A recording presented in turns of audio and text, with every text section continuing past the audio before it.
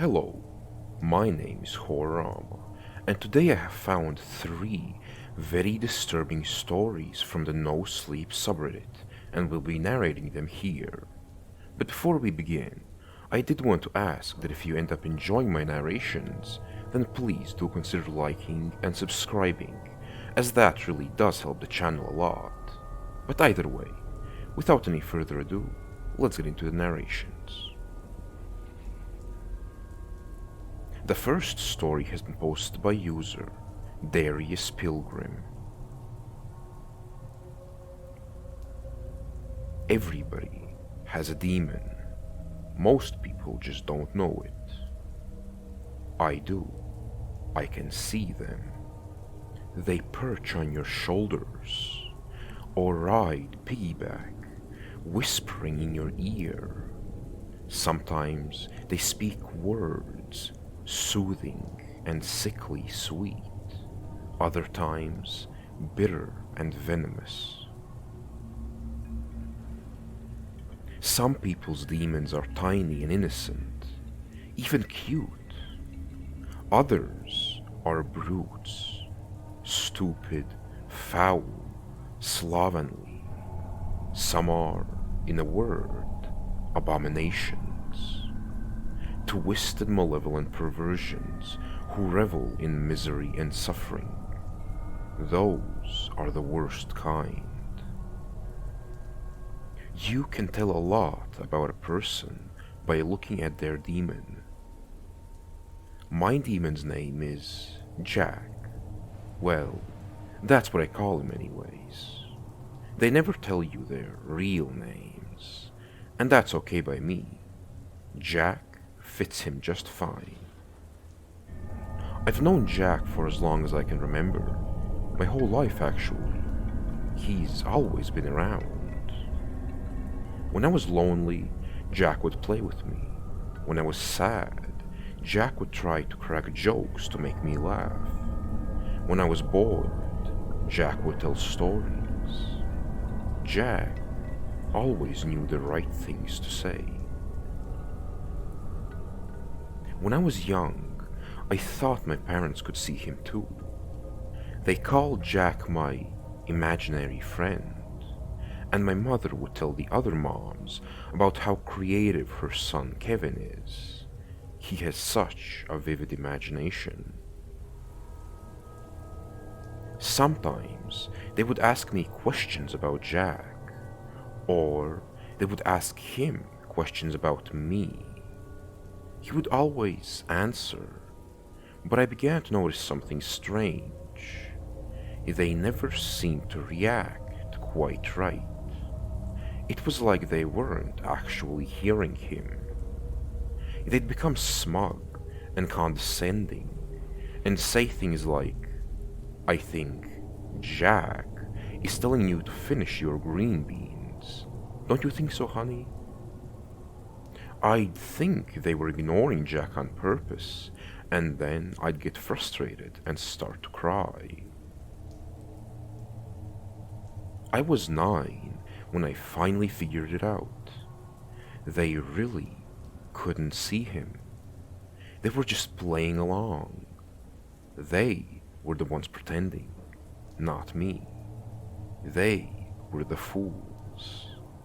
I knew Jack was real as anyone else, so I'd talk about him all the time. To my parents, my teachers, the kids at school, to anyone who'd listen. I'd try to convince them that Jack was real. That's when it stopped being cute and my parents started to worry about me. Sometimes at night, I'd lay in bed, listening to them talking in the kitchen. My mother would get weepy, and my father would speak quite soothing words like balm. He'd say things like, "It's just a phase. He'll grow out of it. All kids go through this. It just lasts longer for some." I'd lay there in bed, with Jack by my side, comforting me. "Why can't they see you? I'd ask. You have a gift, a special gift. They don't, Jack would say, smiling. Well, why don't they believe me? I'm their son. Why do they think I would lie? That's just the way people are.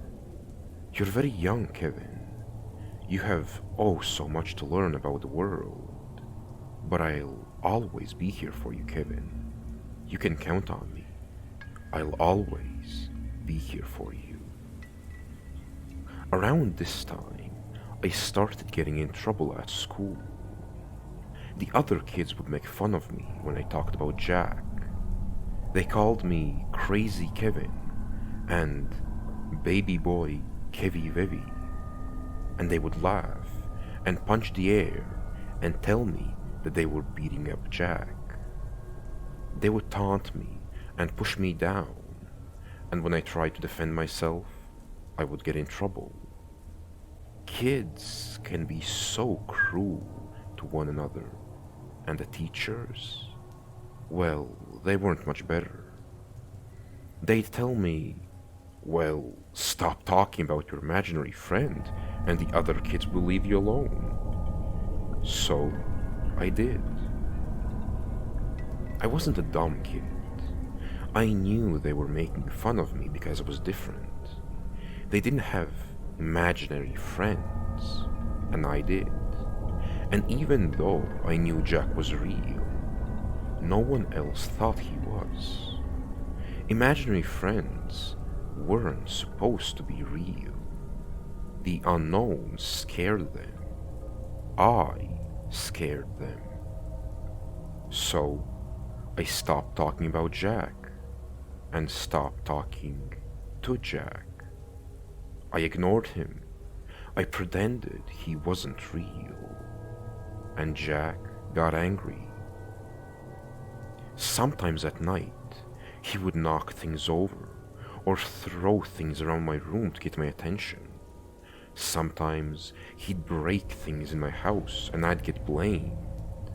Even worse, he started appearing in my dreams, tying me up and torturing me in strange primitive rituals, chanting and carving esoteric symbols into my flesh.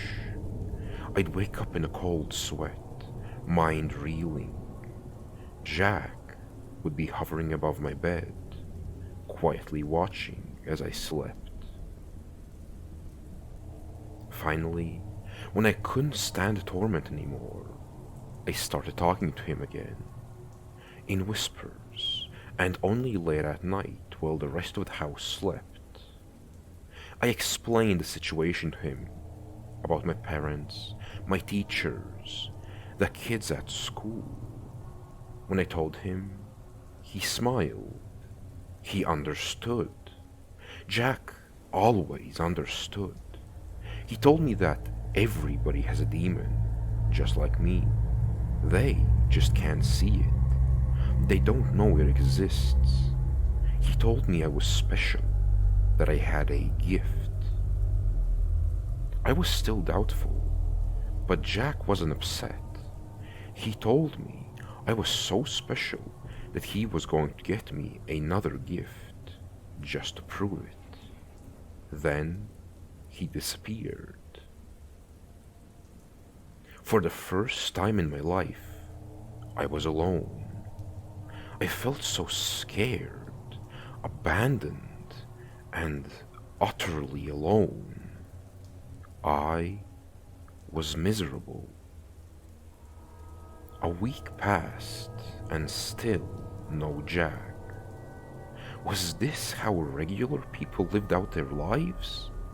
So lonely all the time. How do they stand it? Then I awoke one night, and he was there, standing over my bed like he'd never left. And I was so happy. "Where did you go, Jack?" I asked. "To get your gift, of course. But where is it?" "You already have it," Jack answered. "But where?" You didn't give me anything. Shh, quiet child. It will all make sense in the morning. Go to sleep now, Kevin. Go to sleep. He sang me a lullaby in some ancient tongue as I drifted off. I woke the next morning as excited as a kid on Christmas, ready to run out of my bedroom and see my new gift. But Jack grabbed me by the arm and spoke to me sternly. You must make a promise to me, Kevin. Whatever you see out there, you must promise never to tell anyone about it. You must never speak of it aloud. Otherwise, your gift will disappear. Otherwise, I will disappear. I promised. Promise me 3 times, Jack said.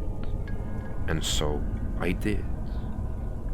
You've promised me thrice never to speak of what you see.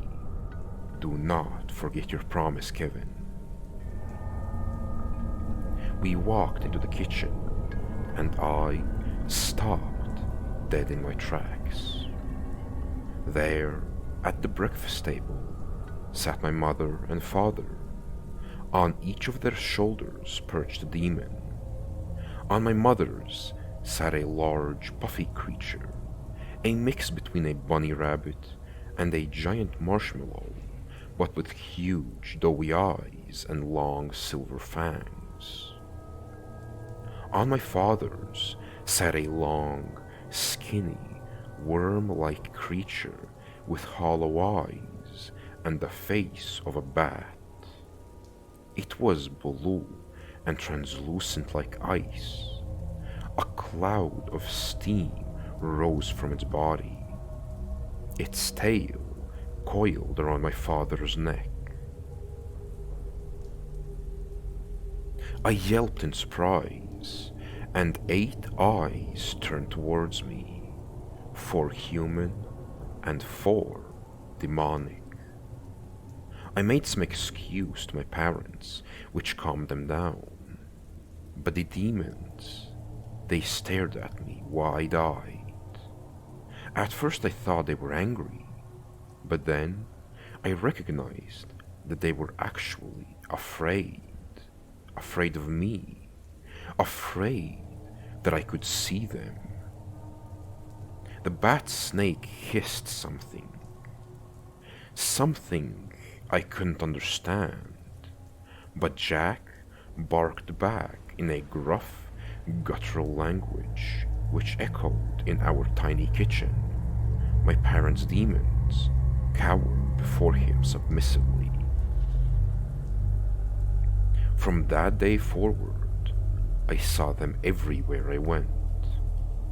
It was scary to be sure, but at least I knew I wasn't the only one. Everybody has a demon. Still, it could be overwhelming.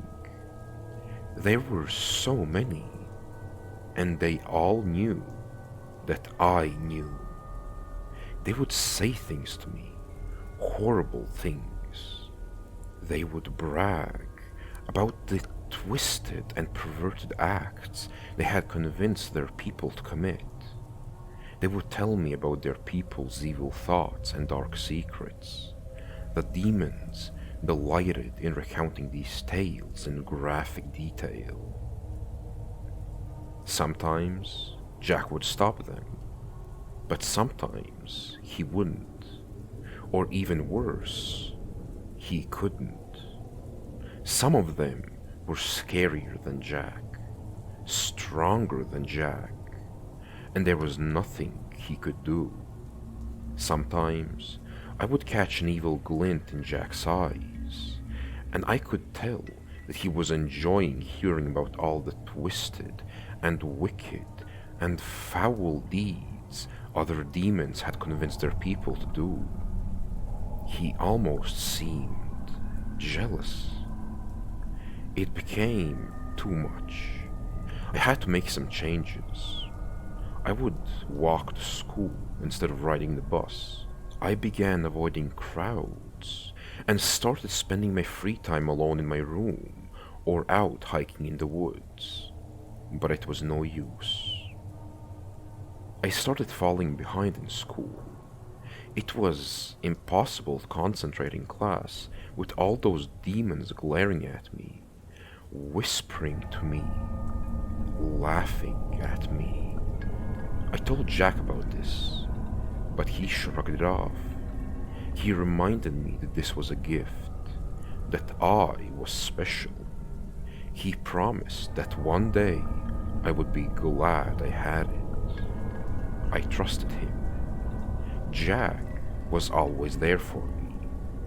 Jack always took care of me. Sometimes I felt afraid.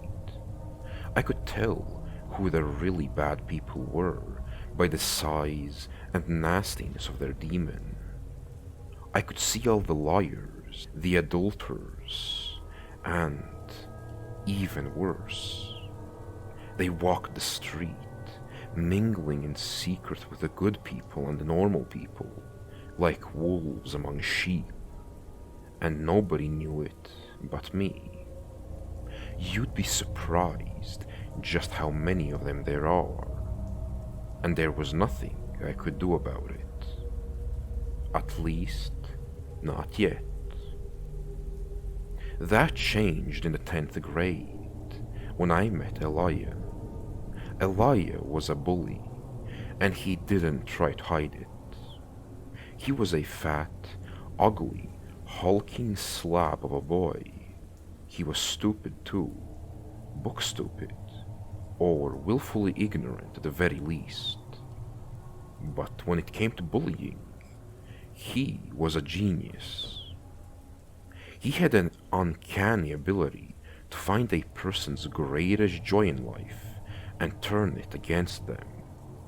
He seemed to make it his personal mission to torment the smaller, smarter, weaker, and more introverted kids, of which I was one. He also had one of the nastiest demons I'd ever seen. It was a massive, hippopotamus-looking beast with twisted horns and breath like the grave. It laid across his shoulders, making Elias slouch when he walked. The popular kids ignored most of us, but they despised Elijah. In his mind, that was our fault, and he made sure that we paid for it. He loved to trip kids in the hallways, knock their books out of their hands, snap girls' bras, fire spitballs in class, and generally make our lives a living hell. Elias' specialty was stealing lunches, and he did it with grace. I never once saw him buy a lunch or bring his own. He'd simply go from table to table, taking what he wanted from the nerds. He always made sure to take my milk. I don't even think he liked it, but he knew that I liked it. So he'd take it, chug it down, and throw the empty carton in my face, laughing all the while. Jack started whispering things to me, telling me what a horrible person Elijah was, telling me all the nasty things he did when he was alone, telling me how he reveled in torturing and killing people's pets out in the woods, telling me about the things he would do to his little sister late at night, telling me all the horrible things he would do in the future, telling me that if Elijah died, no one would miss him. I tried to ignore him, But the longer it went on, the more sense Jack seemed to make. The final straw came one day when Elijah caught me alone in the bathroom. I was standing at the urinal, peeing, when I heard the door open and heavy footsteps come up from behind.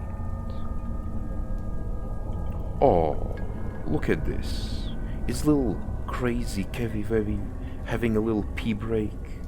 He sneered. His breath was hot on my neck, like a foul breeze wafting from a garbage dump on a scorching summer day.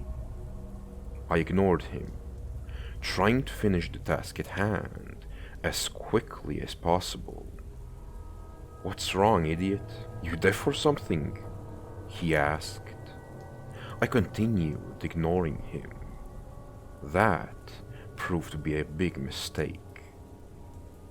He kicked me hard in the back, smashing my chest into the urinal and my face into the concrete wall. I saw stars and fell to the ground, still urinating. "Oh no, look at that! Little Kevy fell down and wet himself. Here, let me help you with that." I lay on the ground in a daze and heard pants unzipping somewhere above me. Then a warm, putrid stream was pouring over my backpack and down my legs, and Elijah was laughing. I covered my head and pretended I was somewhere else. When it was over, I heard the door slam shut, and from the hallway, Elijah yelling, "Hey everybody, check it out! Crazy Kevin pissed himself." I looked up, and there was my demon, Jack. He was staring at me with a smirk on his face. "Okay, you win. Tell me what I have to do." Jack's smile widened. "Easy," he said. "Switch to almond milk." For the next 2 weeks, I packed my lunch with almond milk instead of my regular. It tasted disgusting, but I hardly ever got to drink it anyways. Elias stole it from me every single day without fail, and he really seemed to enjoy the taste. Then, one day after school, a knock came at my door. It was a stranger, disheveled and wild-eyed, dressed in a cheap suit. His demon was a snake, red as venomous blood, venom dripping from its maw. He didn't say a word, just handed me a crumpled paper bag and walked away. I opened the bag and pulled out a clear vial with a strip of masking tape on the side. On the masking tape, in clear black Sharpie, one single word was written: cyanide. Jack was grinning again. "Tastes like almond," he whispered. I mixed it into my milk for tomorrow's lunch, and the next day, I ditched the empty vial in a dumpster on my way to school. A few minutes after drinking my milk, Elijah was convulsing on the floor. I sat and watched, casually munching on a taco. A few minutes after that, he was dead. I wasn't sad. I actually felt good, better than I had in a long, long time. The cause of death was determined to be cerebral hypoxia, likely brought on by a stroke. Very few mourn his passing. I started missing more and more school, and a few months later, I dropped out completely. Not that I felt guilty or thought I might get caught. No way. I just had more important work to do. I got a job in a rough part of the city, working in a crumbly old bookbinding factory. The work was monotonous, but easy, and I soon saved up enough to buy a used car and rent a bad studio apartment. I worked second shift at the factory from 3 p.m. to 11 p.m. Most guys hated these hours, but I found them perfect for supporting my extracurricular activities, finding bad people and killing them. My demon helped me a lot. Jack was a real natural when it came to this. He helped me track down people with particularly nasty demons, and he'd tell me all the vile things they had done. We stalked them like hunters, learning their patterns and routines. Then he'd tell me the best way to kill them and how to get away with it. And I always got away with it. Pimps, killers, drug dealers, human traffickers. I did them all. Sometimes I made it look like an accident or a suicide or a robbery gone wrong. I beat, stabbed, strangled, shot, and drowned. I even pushed one guy on the third rail of the subway. He fried just like bacon, even smelled like it. Jack was always there for me, protecting me, making sure I got away with it. The best part was, I never felt bad about it. Every person I killed was a wretched excuse for a human being. They deserved it. I was making the world a better place. Some might even say I was a hero. My conscience was clear. I slept like a baby. Killing people became normal, fun even.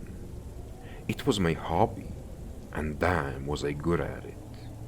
Eventually, I didn't even think about it anymore. I just did it. And that's when it all came unraveled. I was out on patrol one night, following the SUV of a mid-level drug dealer as he made his pickups.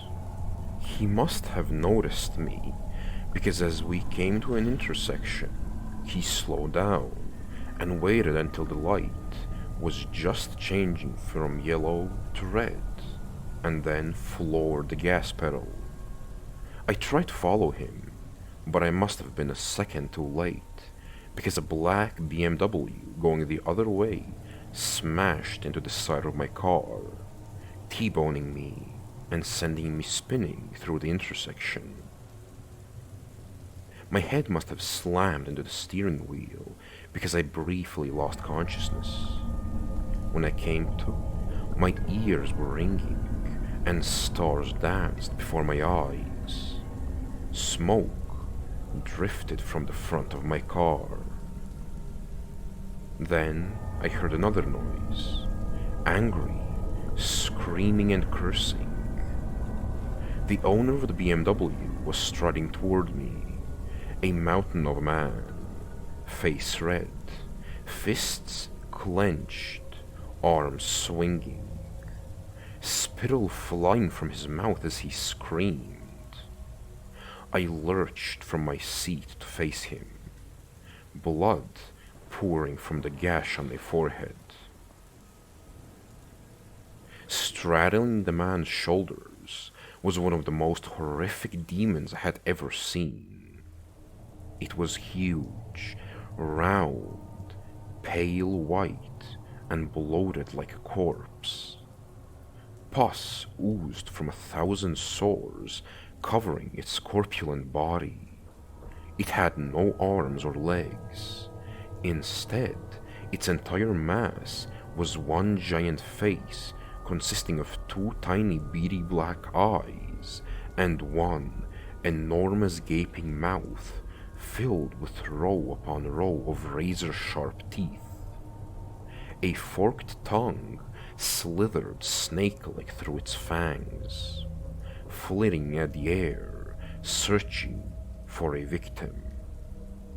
I felt bile rising from my throat and fought it down.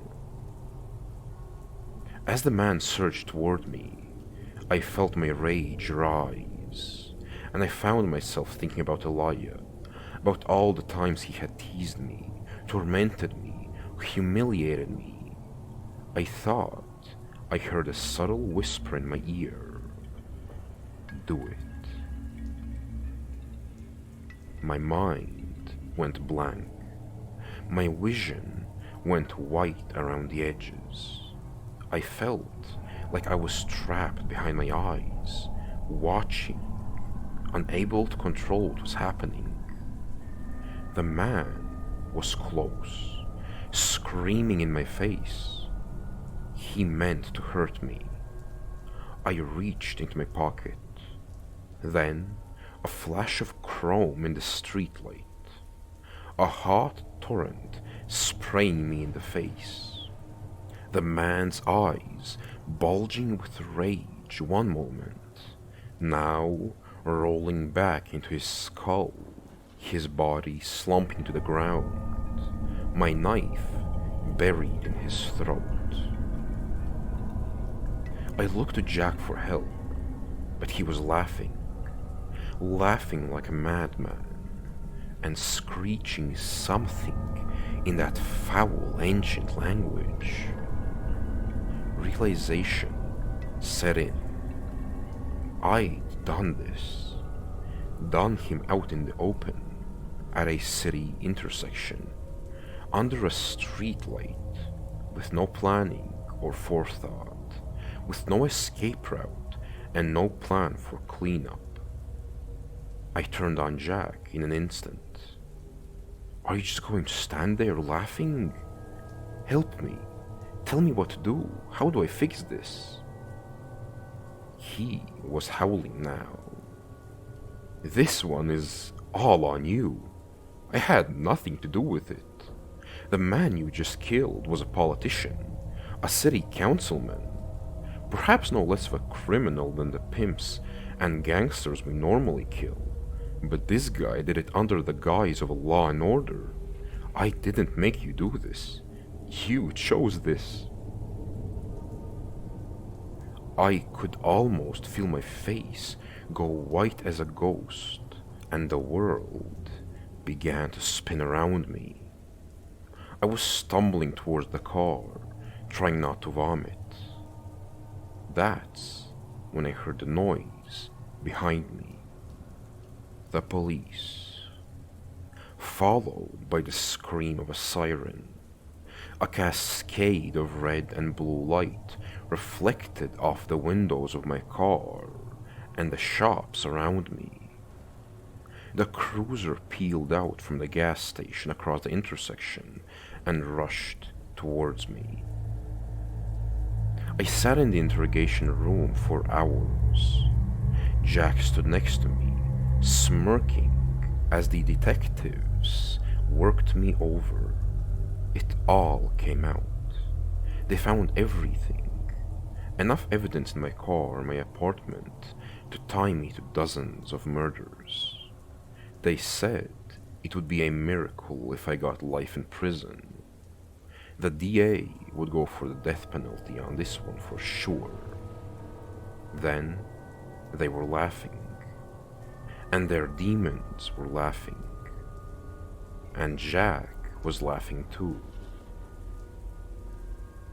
My court-appointed lawyer was a mousy man with thick glasses and mustard stains on his suit jacket. His demon was a small, skittering cockroach with the sallow face of a dead baby. He did not seem optimistic about my chances. The only hope to avoid the death penalty, he said, was to claim guilty but insane or mentally ill. Have you ever felt like you weren't in control of your actions? Have you ever heard voices in your head telling you to do things? Someone speaking to you? God? The devil? Or demons? I pondered that for a moment. Jack was smiling, but his stare was black.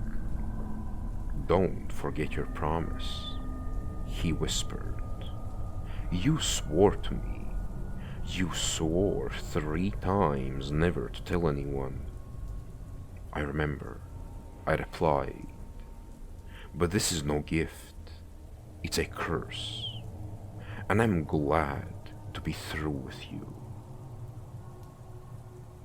My lawyer looked confused. "Who are you talking to?"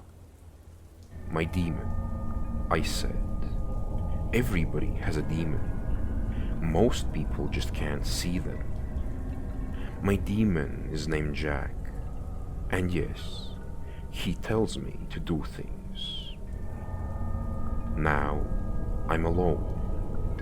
Jack is gone forever. I sit here in a straitjacket, within these 4 padded walls, waiting for my pills, waiting to forget that I will never see the sunshine again. Everybody has a demon. Everybody except me."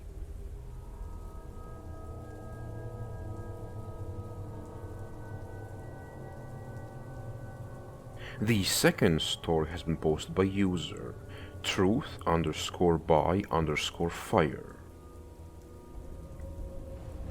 I won't reveal who I am or much about where I live, and to be honest, it's been a few months since this happened, but I just came to terms with it now, and I have to warn people about what's out there, what they knew, what we don't. Occasionally, I like to go hiking with my friends. There's not much more to do, honestly. We live in a small mountain town in Colorado. It was fun at first, but by now we know the trails by heart. By the end of last summer, there was only one we hadn't tried. Now, there's a reason for that. The trail goes right through a portion of the forest that the Ute people considered sacred. I'll admit, I have hang-ups when it comes to these things. You don't wear hats in a church.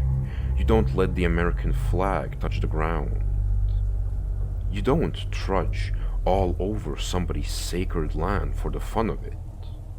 Still, my friend, we'll call him Mark, convinced me to go. He said that regardless of whether I went, he would go anyways.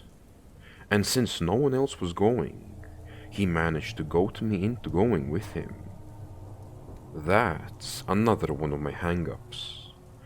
Don't go hiking alone. Don't let friends go hiking alone. Far too many tragic news stories start that exact way. So I ended up going with him, reluctantly.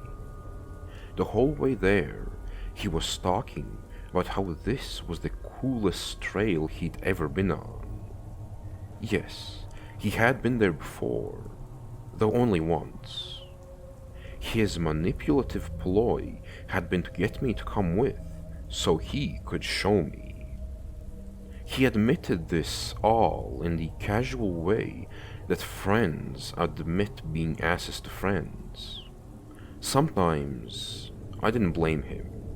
I had a tendency to have a stick up my butt, but what followed only reinforced it. We arrived at about 9. I remember giving us plenty of time. It was further away from town than most trails, and it wasn't near a paved road, so there was a lot of walking just to get there. No tourists knew about it. A lot of locals and even some Utah didn't know about it. But if you followed the game trail through a bunch of trees, it would widen out and lead its way through some mountainous, densely forested terrain. What struck me was how quiet it was. This, apparently, was what Mark found so awesome. For some reason, in this particular place, you couldn't hear any birds chirping or any wildlife whatsoever. It was complete and utter silence. Eventually, I had to urinate. I stepped off of the main road, just so Mark wouldn't see me. As I was going, I spotted something through the trees. It looked like some sort of clearing, just past a shallow creek with a log going over it. My curiosity got the better of me as I looked at the log. It didn't seem to be an act of nature. It was a makeshift bridge. Of that I was sure. True enough, when I tested it, it seemed to be stable. I put one foot in front of the other and crossed. When I reached the other end, I pulled my way through some trees and saw the first image of the day that I will never forget. Though to many, it wouldn't have seemed like much. In front of me, there was vegetation, trees, ferns, and brush. But suddenly it all stopped. Within a perfect circle, surrounded by small, perfectly arranged rocks, there was nothing but smooth dirt. It was strange, not in the least because the shape of the rocks was absolutely perfect. They were partially submerged in the soil and fit together like bricks. Every single one of them was the same uniform white color, and as I got closer, I saw things had been carved onto them. Symbols. They were old, very old. Even if I had understood them, their distinct shapes had been lost over the years. That was strange, but what disturbed me was that this circle wasn't actually perfect. On one edge, just one, a group of rocks had been kicked up.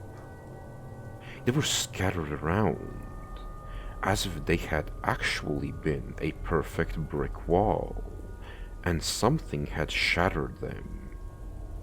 In this area, the otherwise perfectly smooth dirt had been kicked up. There was something about it that just unsettled me. As quiet as the entire forest was, it felt quieter here. I quickly turned around and went back to Mark, who made the lame number 2 joke. I should have forced him to leave right there. But instead, we kept going. After all, the day was only halfway over.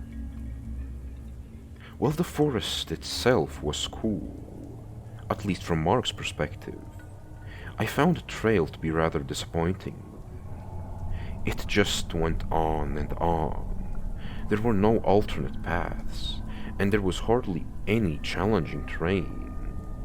For Colorado, this whole area was so flat, it was hardly a hike at all.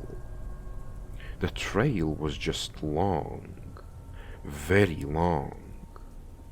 It took us until noon to reach the end, and there was no one else on it. I know that it was a hard to find trail, and many of the other locals might share my sentiments, but we were there all day, and we didn't run into anyone. Of course, it wasn't until we reached the end that things started getting really weird. The trail didn't loop at all, and I inwardly groaned, knowing that we'd be walking these 3 same boring hours back. We took our time eating lunch. As we did, I swear I could hear noises for the first time. There were animals moving through the forest nearby. We could hear the rustling of the brush. I looked and saw through the foliage the vague outline of a single buck's head moving past us. It was odd, but I dismissed it. We packed up what was left of our lunches and started the trek back. Every once in a while I would hear the rustling again.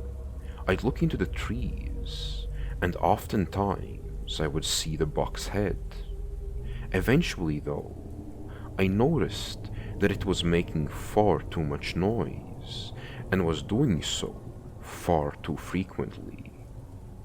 I told Mark to slow down and stop, and Mark being Mark, he cracked a joke about it.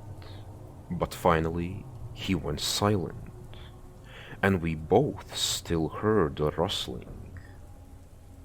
Now, even Mark was a little freaked out. He turned back and saw the vaguest outline of the buck's head again. This time, to me, there seemed to be something wrong. The head was far too high up, around the higher branches of the trees. I noticed it. Mark didn't. I should have said something, but I didn't have time. Just as soon as it was there, it was gone again, going off further into the forest. I remember Mark talking about how deer were annoying as hell, and how he was going to scare it off or something. I don't remember exactly what he did, and that bothers me, because I should remember. He was one of my best friends. I do remember him yelling at it, and at the time, it was funny. Mark walked off the road and disappeared down a ridge, behind a layer of trees, pursuing the buck. For a minute, there was silence. That minute became 2. "Mark?" I called out. No answer. 5 minutes passed. I climbed down the ridge after him. "Mark?" I followed the general direction he had gone in, keeping the way back to the road in mind. I wouldn't go too far. I knew, because he was smart enough not to go far. He hadn't. After a short time, I found a place where there were signs of a struggle. In addition, there was blood. There was a lot of blood. It was all over the trees and the ground. I cursed myself. There were other things too, in addition to the blood. Pieces of flesh that I did not want to look at. There were marks showing that something had been dragged away from here. "Mark?" I called out, furiously now, forgetting the trail for a second. I ran forward along the drag marks. After running too far to be safe, I reached a small ravine with a creek running through it. I narrowly stopped myself. It wasn't a long drop, but it would have hurt me, and a sprained ankle in the middle of forest was bad news. The trail stopped here. "Mark," I murmured, and then I called out again. Something heard, but it wasn't Mark. Across the ravine from me, I heard rustling and saw the trees stirring. Something stripped through the foliage and revealed itself. This was the second image burned into my mind. Please, give me a second. I've spent every day for the past few months trying to tell myself that this wasn't real. At first, I saw a head, the head of a buck, but it came forward, and I realized that it was 7 feet above the ground. I was staring at a 7-foot creature straight in the face that had a massive buck's head but a humanoid body. The creature snorted. Its buck face remained neutral, scared looking even, as if it wasn't sure of the malicious whims of the body beneath it. There was blood dripping from its horns, which were not at all like the horns of the average buck, but jagged, pointed, and unorganized, a mess of sharp, bloody points. Its human body was dark-skinned and naked, with very human genitalia. Its entire body was dripping with blood, just like its horns, implying things that I do not want to think of. I remember both its arms and its legs. They started human, but near the bottom, they started distorting and became animalistic. At the end of its legs were powerful hooves. At the end of its arms were hands with long, hanging claws, every bit as jagged as the horns on its head. In one of those claws, Mark's body was being held by his shirt.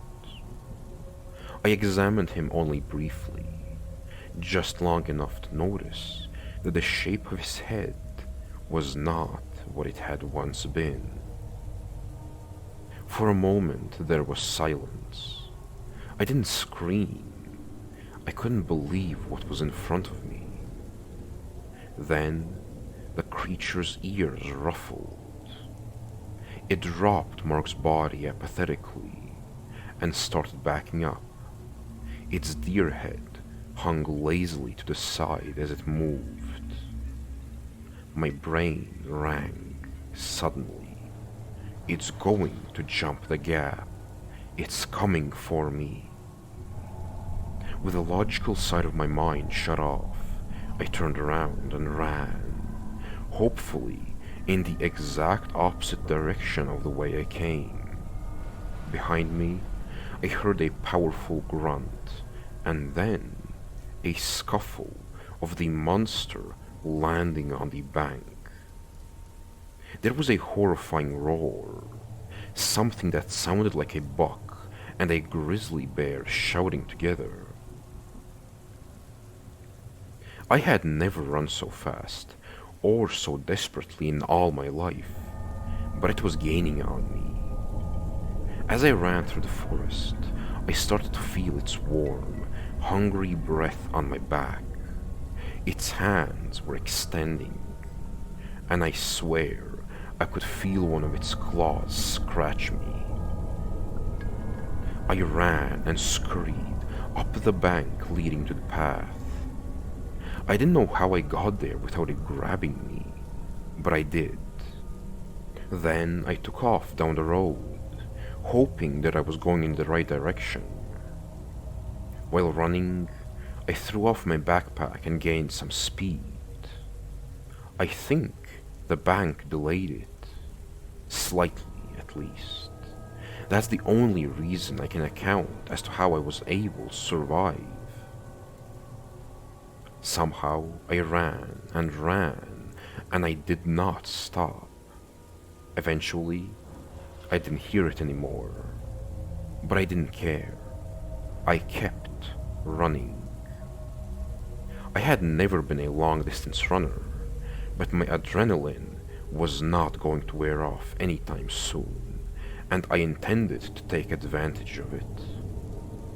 When I reached the end of the trail and saw the road again, I could not believe it.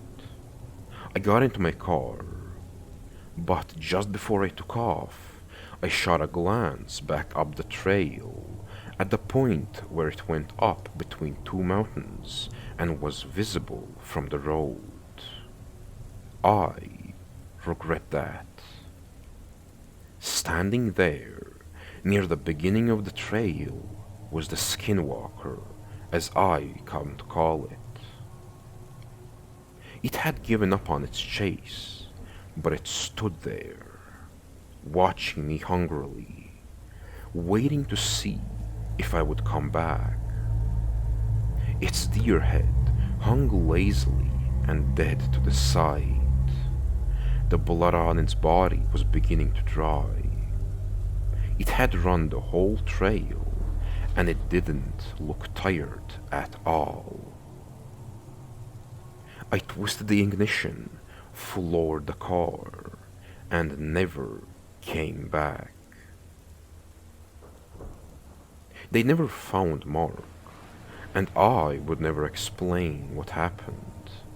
No one would believe me, though I needed to tell someone, which is why I'm posting it here. It came back to me in dreams, or rather nightmares. The creature, the Skinwalker. Somehow, I doubt that that forest was really sacred. In fact, I'm sure it was the opposite. Because the image that flashes through my mind most often is not the horrific creature. It isn't Mark's mutilated body. It's that circle, which must have been maintained over the years by those who knew, those who understood. That old circle, left alone for so long, that had been quietly destroyed.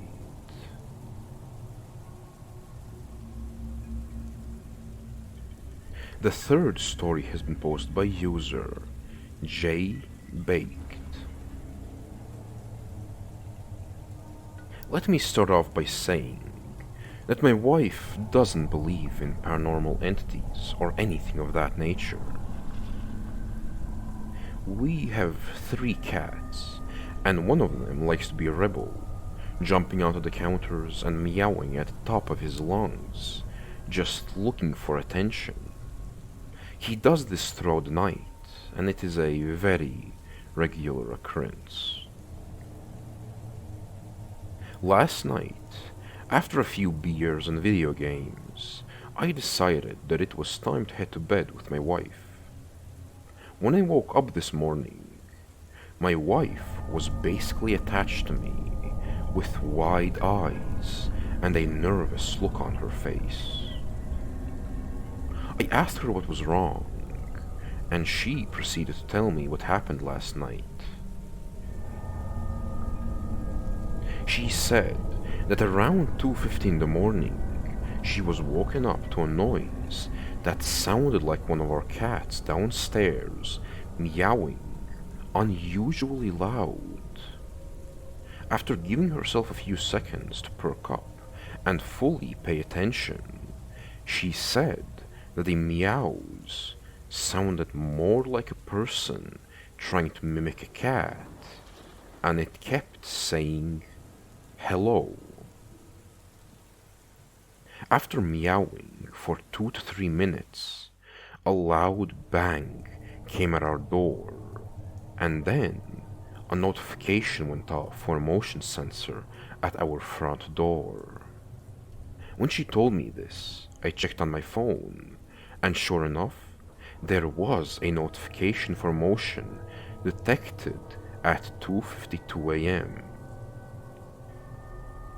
I asked her why she didn't wake me up so I could grab my gun. She said that she was frozen with fear and didn't want it to hear her make even the slightest noise. We're out running errands while I'm typing this, but something made me uncomfortable about her story.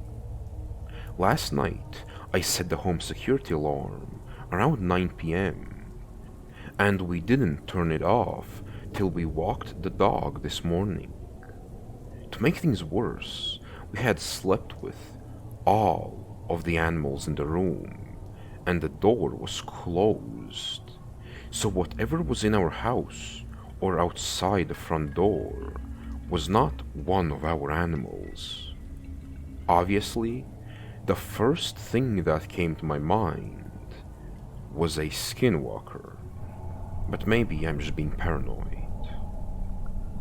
I checked all of the rooms in the house after I got up. I'm not sure what I could have done anyways. It's very odd that my wife was scared so badly by something she doesn't necessarily believe in. We bought this house brand new, so no one has lived here before. When I'm home alone, I do feel like I'm being watched, or someone's always walking directly behind me. My wife also said that the house has given her chills since we moved in, and something is just off about it. We just got home, and I went to hang up one of my shirts in the master bedroom's closet when I noticed that the board that covers the attic access has been shifted a little. When I asked my wife about it, she said she's never been up there, and the builders would have placed it back in its original place before we made the purchase. I'm genuinely getting anxious just thinking about what could be going on.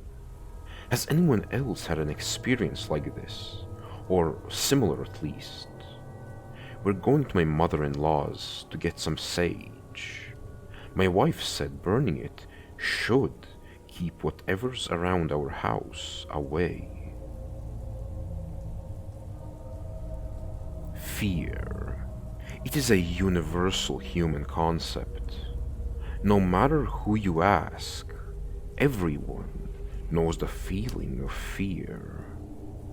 Whether it's because of an exam you hadn't studied for, a new job you just applied for, the sight of hundreds of people watching you during public speaking, a stranger approaching you in the middle of the night, or a strange and unknown creature stalking you. Everyone has experienced fear in some form. But the truly intriguing part of it all is that everyone responds differently to normal fear. Some people avoid it to the best of their abilities, but some chase after it. These people feel a thrill that can only be experienced through fear. But as I said before, this is normal fear.